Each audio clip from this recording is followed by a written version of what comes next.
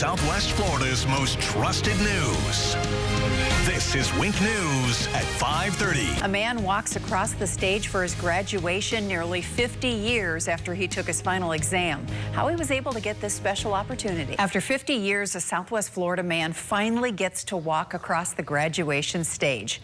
Larry Goode from Naples couldn't walk at his commencement at Rollins College back in 1972. Instead, he had to get on a transplant list for a new cornea. Wink News reporter Sydney Persing shows us his exciting milestone. Samuel J. Christie. At college graduation ceremonies, there are lots of fresh-faced 20-somethings in caps and gowns. Gabrielle Elizabeth Valentina Clark. Understandably, the names and faces sometimes start to blend. Will Lawrence Goode please come to the stage? But make no mistake, Sunday at Rollins' graduation ceremony in Winter Park, Naples' Larry Goode stuck out. Given the opportunity, I thought I'd like to do it. Larry is 72, but back in 1972, he was 22, earned his degree from Rollins, but never got to walk at commencement, had to head home to D.C. to get on the transplant list. Larry needed a new cornea.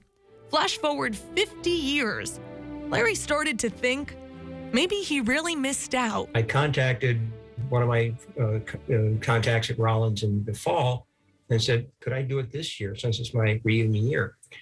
And she said, nobody's ever asked that before. So she said, let me check. The contact checked. The answer was yes, absolutely yes. When Larry proudly took a seat in that sea of fresh-faced 20-somethings, he felt great. And yeah, a little old.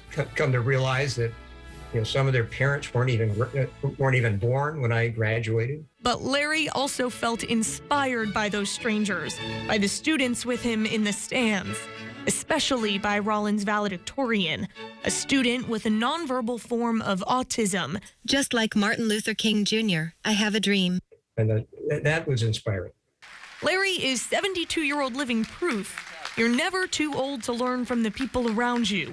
Never too old to do something a little out of the box. My wife thought I was a little crazy. As long as that something makes you smile. When you get to a point in your life where you realize there's, more days behind you than there are ahead of you, that was a place I wanted to go.